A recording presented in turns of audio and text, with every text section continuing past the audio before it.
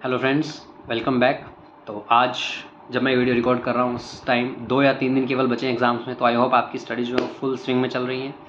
आज की इस वीडियो में मैं डिस्कस करने वाला हूँ कुछ ऐसी सीक्रेट टिप्स या ट्रिक्स जो आप लोगों को ध्यान रखनी चाहिए। Being an all India second rank holder in C intermediate, मैं आपको वो चीज़ें बताने वाला हूँ जो मैंने फॉलो की थी एग्ज़ाम डेज में, before the exam, during the exam and after the exam. क्या क्या ऐसी छोटी छोटी चीज़ें हैं जो आपको ध्यान रखनी चाहिए। भले ये चीज़ें सुनने में छोटी हैं, लेकिन ये आपके रिजल्ट के ऊपर, आपके मार्क्स के ऊपर बहुत बड़ा इम्पैक्ट लेकर के आती हैं। तो ऐसी वो कौन सी चीज़ें जो हमें ध्यान रखना चाहिए और इन चीज़ों में नहीं पढ़ना चाहिए। तो विदाउट वेस्टिंग मच टाइम सीधा हम डिस्कशन पे प्रोसीड करते हैं। तो मैंने आपको बताया, हम अपने डिस्कशन को 3 पार्ट्स में डिवाइड करते हैं। सबसे पहले बिफोर एग्जाम्स क्या ध्यान रखना है, ड्यूरिंग एग्जाम्स क्या रखना है और आफ्टर एग्जाम्स क्या रखना है। तो सबसे पहले हम बात करते हैं बिफोर द एग्जाम्स की।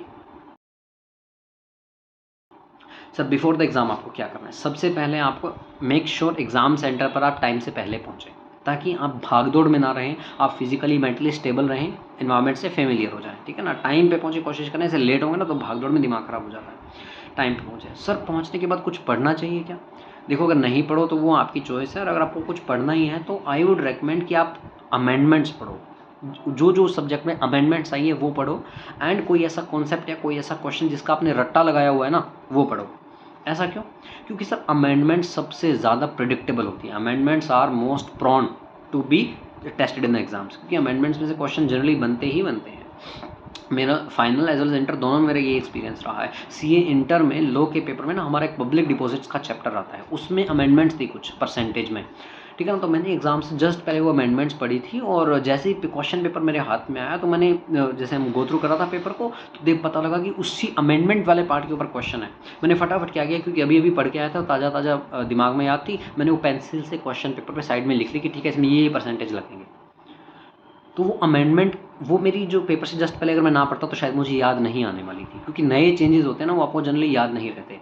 जो पुराना कॉन्सेप्ट होता है वो तो आप बार बार रिवाइज कर करके आपको याद रह जाता है।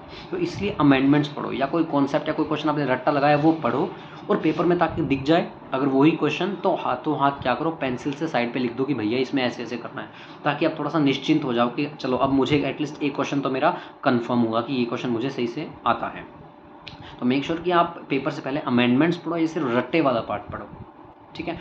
एक और चीज़ जो मैंने ऑब्जर्व करी है कि पेपर से पहले ना, जब सभी लोग साथ में खड़े होते हैं, जब तक एंट्री नहीं होती, तो कुछ बच्चे ना बड़ा टेक्निकल डिस्कशन कर रहे होते हैं, मतलब किसी किसी कॉन्सेप्ट में इतना डीप डिस्कशन कर रहे होते हैं, बड़ी बड़ी बातें कर रहे होते हैं। तो देखें, हमारा दिमाग हिल जाता है कि यार ये सब मुझे तो आता ही नहीं, या फिर इन लोगों को इतना कुछ आता है, ये लोग इतना पढ़ के आए हैं। तो वो सब चीज़ों में मत पढ़ना, उसके लिए अपना दिमाग ख़राब मत करना।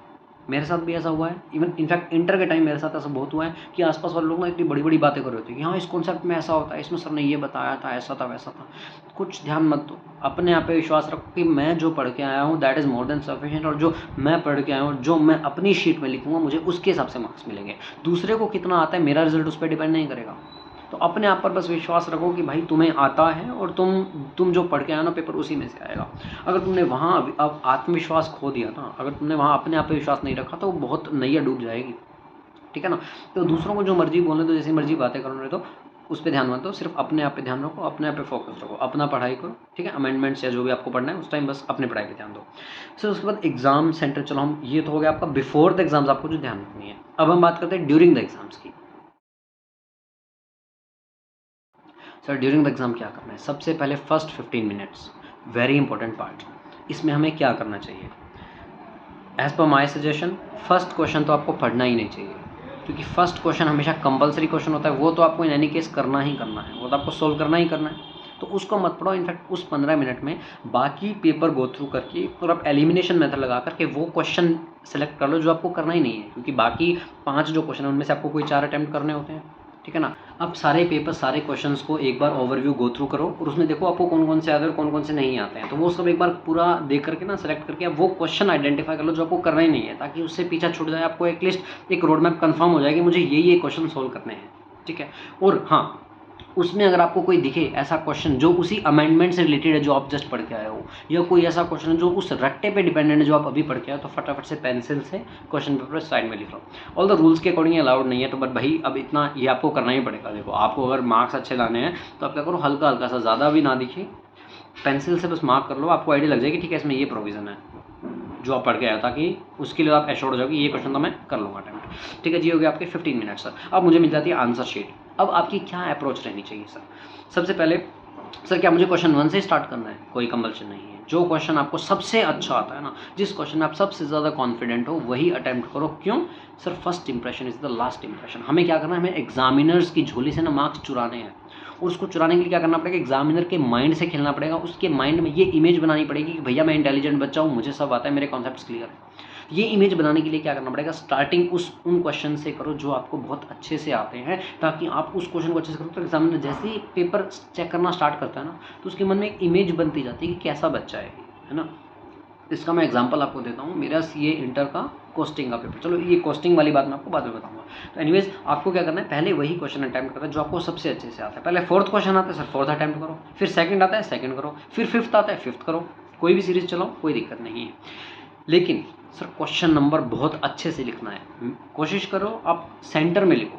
जैसे मैं आपको ये मेरी आंसर शीट दिखा रहा हूँ, ये देखो मेरी आंसर शीट आपकी स्क्रीन के ऊपर है। मैंने हर पेपर में आंसर नंबर बिल्कुल सेंटर में लिखा था कि कोई चांस ही ना हो कि एग्जामिनर स्किप कर दे, एग्जामिनर से मिस हो जाए कि ये वाला पेपर क्वेश्चन भी मैंने अटेम्प्ट किया हुआ है। तो बड़ा बड़ा लिखो, बीच में लिखो, और एक लाइन छोड़ करके क्वेश्चन स्टार्ट करो कि सेंटर में दिखे कि भैया ये क्वेश्चन नंबर है। क्योंकि मैं सर्टिफाइड कॉपीज रिव्यू करता हूँ और उसमें मैंने देखा है कि बहुत से बच्चे क्या करते हैं, लेफ्ट साइड में, जैसे हम नोटबुक्स में जनरली क्वेश्चन नंबर लिखते हैं ना, वो लेफ्ट साइड में छोटा सा लिख देते हैं और उसी के आगे आंसर स्टार्ट कर देते हैं। भाई वो इवन मैं जब चेक कर रहा होता हूँ ना, मुझे ही नहीं दिखता कि यहाँ पे ये नया क्वेश्चन स्टार्ट हो गया है।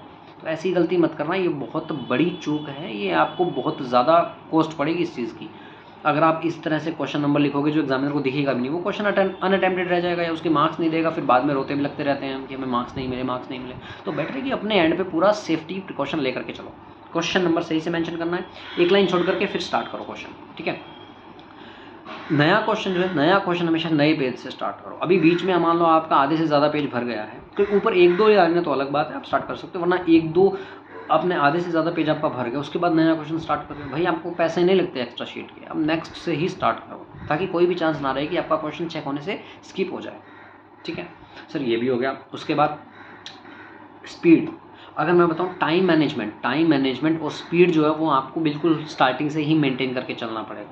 जनरली क्या होता है, हमें पेपर मिला, हम बड़ा साज सजावट के बाद अच्छे से आराम से लिख रहे हैं। जब धीरे धीरे नज़दीक पहुंचते हैं ना एंड के, तब पता लगता है कि यार टाइम इतना कम बचा है, पेपर इतना पड़ा है, फिर हम वंदे भारत बन जाते हैं, तो इतनी जल्दी लिखते हैं जिसमें हमें खुद नहीं पता होता हम लिख क्या रहे हैं, क्या लिख रहे हैं, कैसे लिख रहे हैं, सही गलत कुछ नहीं पता। तो इसका बेस्ट सोल्यूशन यही है कि भैया बिल्कुल स्टार्टिंग से स्पीड मेंटेन करके चलो, अपने टाइम का ट्रैक रख के चलो। अब सर टाइम ट्रैक कैसे रख सकते हैं, मैं आपको एक टेक्निक बताता हूँ। आपको सुनने में थोड़ा ऐसा लगेगा कि यार पॉसिबल थोड़ा ना इतना ध्यान रखना पेपर में, लेकिन ये टेक्निक मैंने खुद अप्लाई करी थी इंटर में और फाइनल में, एंड यू वॉन्ट बिलीव, मैंने अपने सारे पेपर्स, इंटर के हों चाहे फाइनल के हों, 100 मार्क्स के अटैम्प्ट किए थे पूरे पेपर। अगर मुझे कोई क्वेश्चन आता ही नहीं था तो अलग बात है, वरना मैंने पूरे पेपर अटैम्प्ट किए हैं ये टेक्निक यूज़ करके। एंड मैं कभी भी, मुझे 3 घंटे कम नहीं पड़े कि मेरा पेपर छूट गया। पेपर छूटने जैसा तो मेरे साथ कभी नहीं हुआ विद गॉड्स ग्रेस। तो आप ये टेक्निक अप्लाई करके देखो। वो क्या है कि सर मैं ये मानता हूँ कि आपको ना बीच बीच में चेक करते रहना चाहिए कि जितने मार्क्स का आपने पेपर अब तक लिख लिया, जितने मार्क्स का आपने पेपर लिख लिया अब तक जो टाइम स्पेंड किया ना, that time spend should not be more than 1.5 minutes of the marks.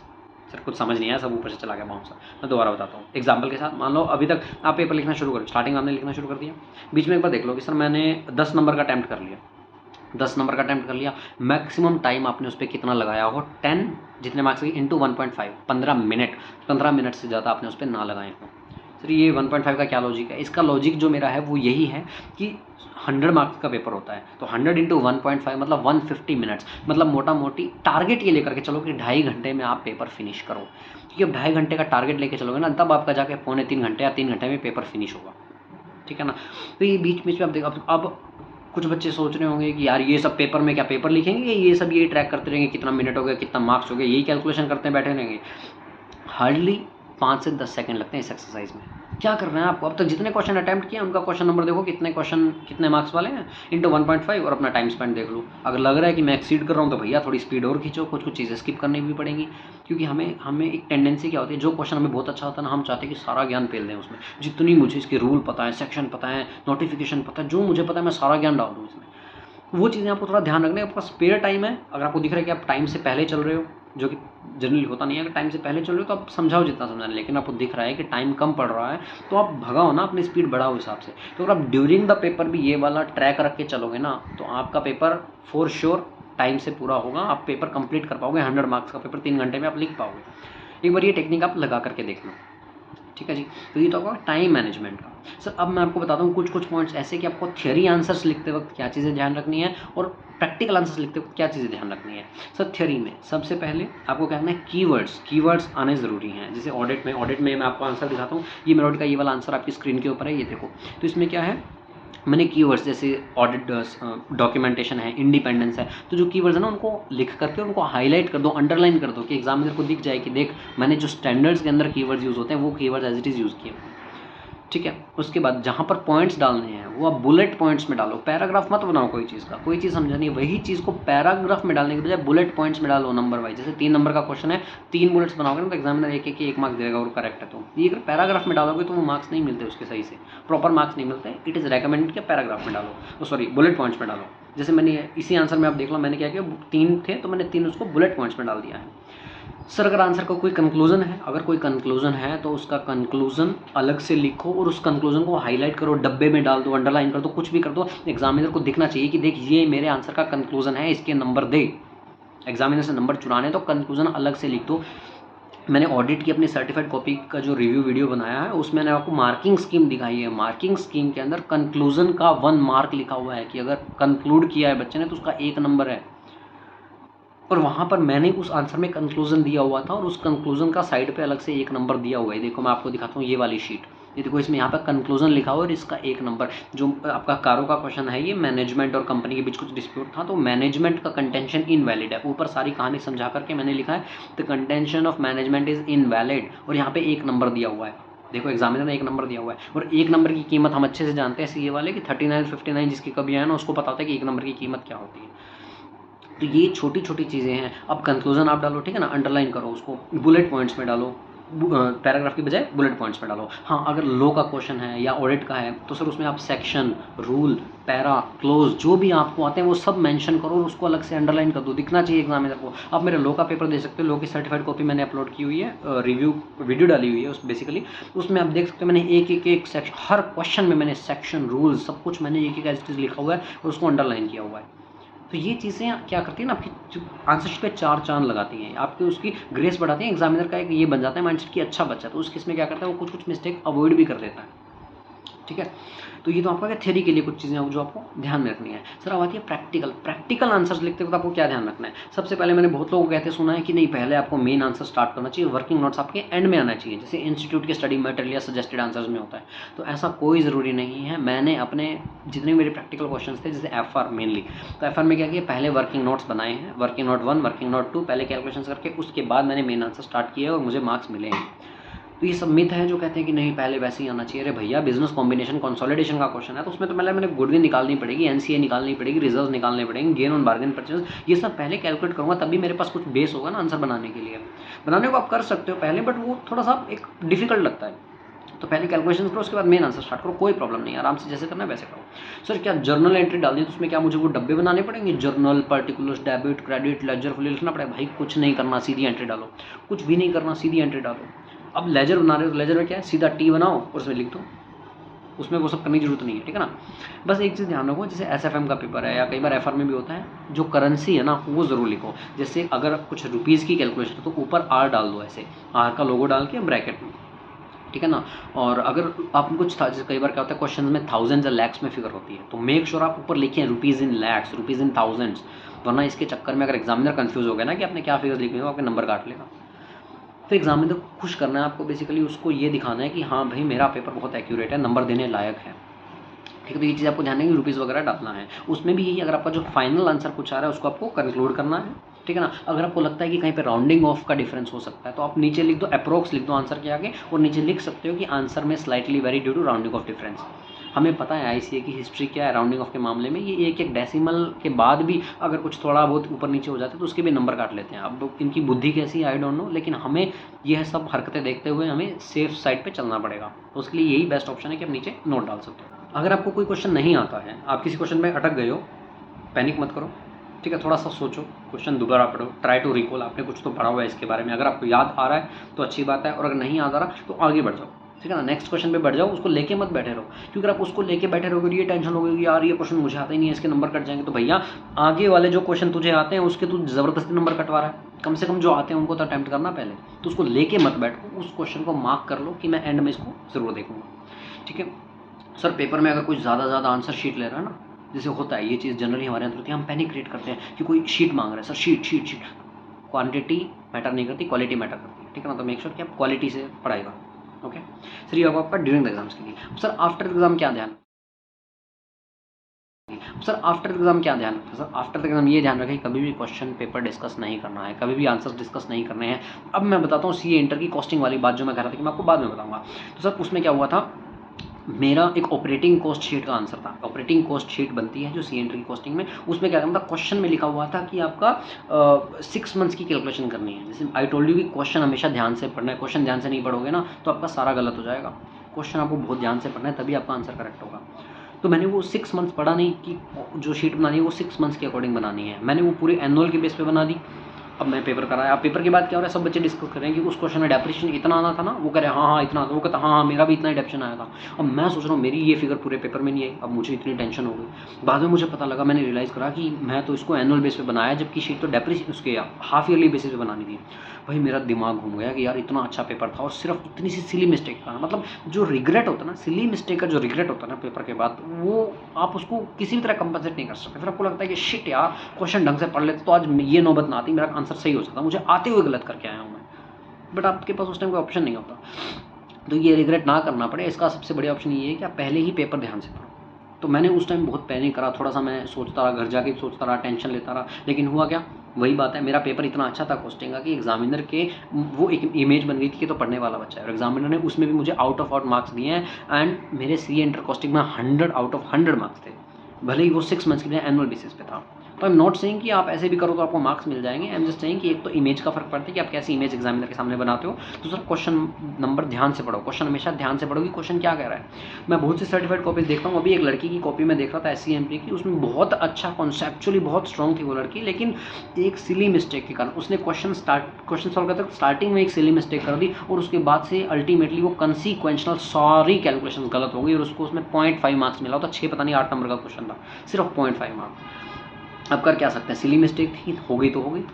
तो इतनी बड़ी कॉस्ट आपको चुकानी पड़ सकती है, ठीक है ना। तो इसलिए आपको कभी भी पेपर ध्यान से पढ़ना है। एनीवेज अब आते हैं हम आफ्टर एग्जाम्स। आफ्टर एग्जाम कभी भी क्वेश्चन पेपर डिस्कस नहीं करना है। मैंने भी आपको बताया कि डिस्कस करने के क्या नुकसान होता है। सर डिस्कस करने से आपके दिमाग में टेंशन हो जाएगी, आप कुछ कर भी नहीं सकते उस चीज़ का, है ना। तो डिस्कस नहीं करना है, कोई डिस्कशन कर रहा है तो छोड़ दो उसको कि जो था गया, अब मेरे हाथ में नहीं है ना, अब मैं आगे वाले पेपर की ध्यान करूँ। वो जा चुका है, वो जा चुका है, उसका कुछ कर ही नहीं सकते। टेंशन लेके आप जस्ट क्या कर रहे हो, आने वाले पेपर को भी खराब कर रहे हो, ठीक है ना। तो मेक श्योर आप डिस्कस मत करो, घर जाके भी ना आंसर मैच मत करो बुक से, कोई व्हाट्सएप टेलीग्राम ग्रुप से एक बार मत देखो। ये मेरा एक्सपीरियंस रहा है कि हर एग्जाम के बाद ना, उस एग्जाम के बाद वाले दिन पूरा टाइम क्या चलता है, उसी पेपर का डिस्कशन चल रहा होता है। उसमें अगर आपको बाई चांस रियलाइज़ होगा कि आपको कोई क्वेश्चन गलत हो गया तो आपका तो दिमाग खराब हो जाएगा, फिर आप पढ़ ही नहीं पाओगे। उस टाइम तक कोई ग्रुप देखो ही मत, कुछ मत करो, सीधा नेक्स्ट पेपर का पढ़ाई शुरू कर दो, ठीक है ना। नेक्स्ट डे जो है ना आप ग्रुप्स, उस टाइम तक सब शांत हो जाता है, उस टाइम तक अगले पेपर की बातें शुरू हो जाती है। तो आप सिर्फ अगले पेपर पे ध्यान दो, जो गया वो गया, उसका आप कुछ नहीं कर सकते, है ना। वो बाई चांस चलो आपको कुछ गलत हो भी गया तो भैया अगला पेपर तो सुधार लो, कम से कम वो कंपनसेट कर देगा उसके लॉस को। एक गलत हो गया इसका मतलब थोड़ा ना कि सारे हम उसका इम्पैक्ट सभी पेपर्स पे आने दें।